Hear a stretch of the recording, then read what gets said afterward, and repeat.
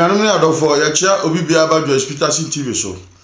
Yadamo ase ene abre nyina support amode support ene muni ahwibom. Na emom yesra wa unsubscribe no bomode na subscribe. Anuanum asam kakra e pese yade mudi nkomo anase ye nyina adwen ho ne se eye obinim kwajoda na obinim ya che no na odam no yadi kan aya hu video deda. Na ye pese ye ma abusuafo nyina update ema obi ahu se still odaso dam enya de ayeja no na emom omodi sika esumbo eye bill eye 100,000 Ghana cedis adutu ni tri so na ye diska tu ni tri so na ye nimsa nke bi obinim de sani owo sika na ono aka se owo sika na owo japade bebre no de enka se bi de na kwatua bill no kra nka otifie enso we de ankoba de sa ye ne fans fo a wo support no ede obi ni meche se ne fans fo ene ne yere eye oba hima osusuo mu ansa wa ham eye ne yere aye ajewa akode we de ajewa akode ntimetua eye bill no ma yija ne eti obi dum da so dam onya scan tua aye sa ne bill no because obi nim di sika wo nyina o de ato Ferrari Lamborghini ene Rolls Royce Porsche cars akese sa cars no otimi nto obi afantua bill nti wahu anuanum ne adofo mo amoko obi nim asori ene mo am support obi nim mo hu so obi nim na ada akwa because oniska bia just say gofo no musika da oje ene ode ya na so ntimi pamcho mo me enkotie police pani nanum asamo a ono akasa police pani no adi tu dwa no mesra mo me enkotie police din pani nanum asamo kai na afa yanto aso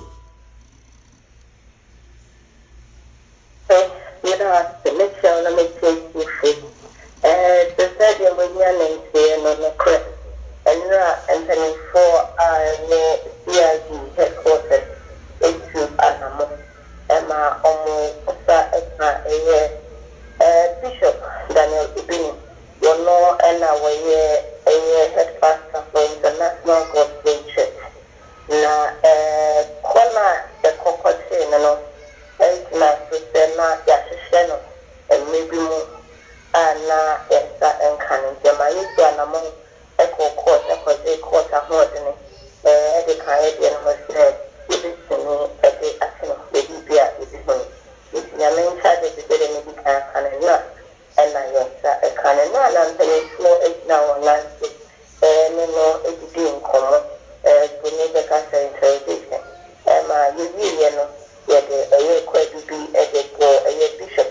Daniel Ibini. Quite no, it's not your man in medical, and it's publication of false news, and forgery of documents, and it's here a Juma, na so hono ye and commodity and in crazy about the painting for me headquarters why church in your mouth and that's crime also having a level against a Bishop Daniel Ibini and international company for Anamo. Nana, aha etino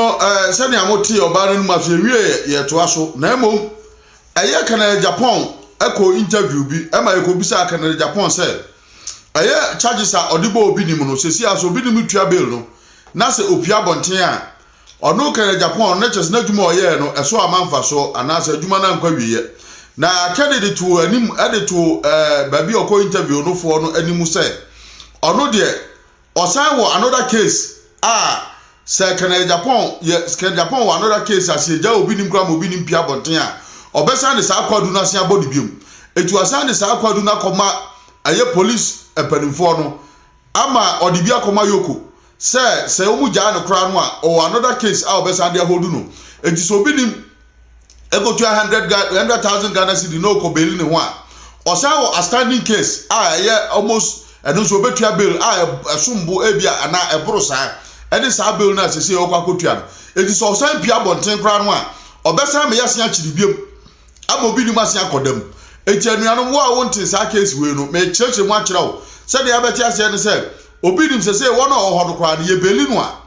obeba bedu fie obedi o yenya beli no obafia because ni bill no application na say otua no san court no obesi akọ court aye first of next month aye first of June no obesi akọ back biem into court na court asen akọ de akọ asane na amasen di asem no na obodi asem na se ebo no a owo outstanding cases aka na Japan odi case ko ma ye che no owo outstanding cases odi abatu dwa si e beli obi nim kra no obesi na outstanding cases na se akọ court biem na ya sen achi obi nim enti so obi nim enya 100,000 Ghana cedis no anaso okotua bill no kra no a osan wa another bill eso sen tua biem ebiem enti momentie na ye tukọ so na ma ya ho de say you can go decide to manage and yes say you can so court na e ku bisa court say e ho de na mo de ma no ya dia itin e dia ye man na dia no e den die mu na say na na court say you ana say bishop Daniel Obini no ye man be the speciality want to be justified na ya make up the 1st of June 2020 no one time and so Emma court. So you know what say na say ya ka say was what you satisfied bail conditions you know. You know ka say you are not a bishop opening any bail condition as of yesterday.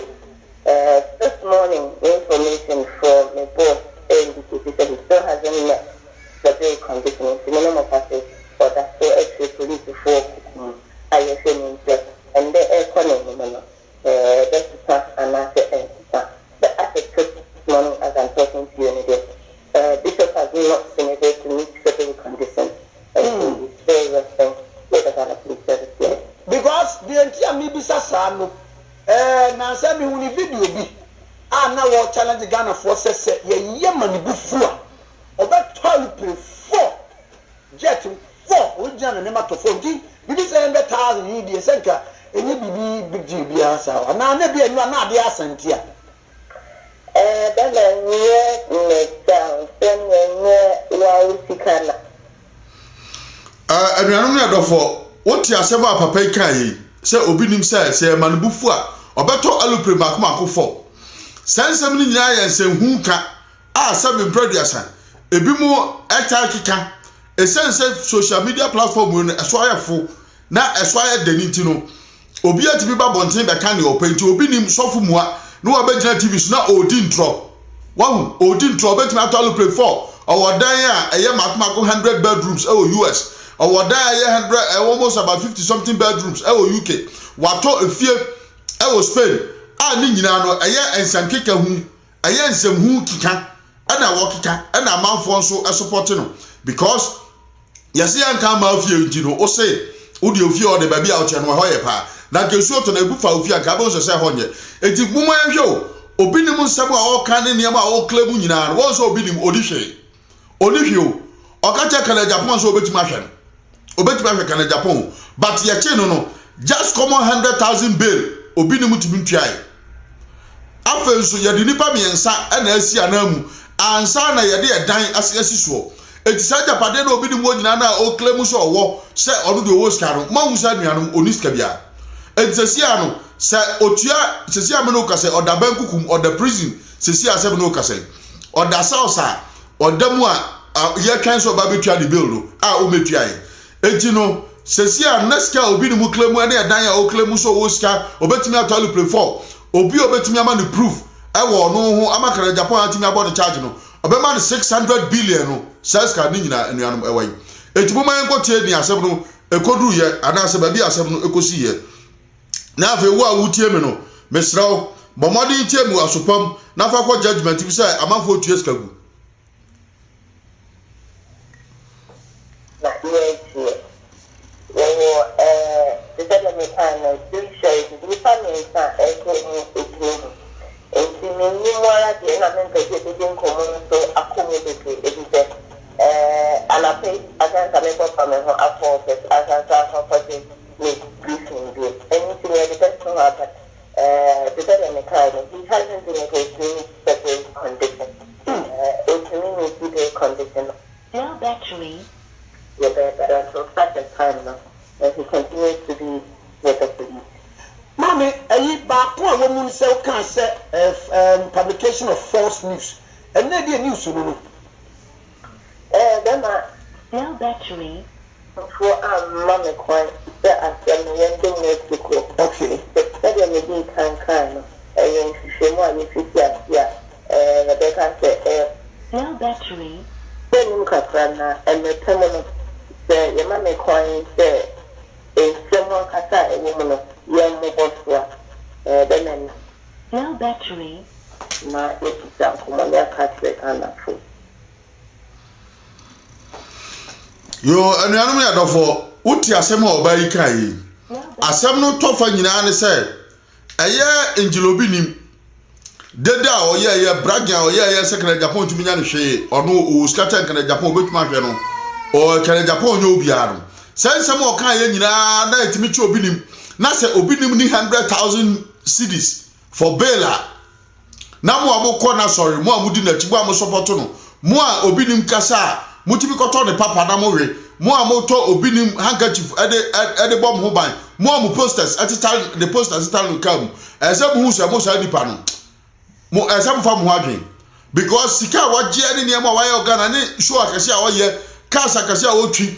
a onu otimeto Rolls Royce don nam no obisa de bo other shops na so obi nim ni 100,000 cedis cash na account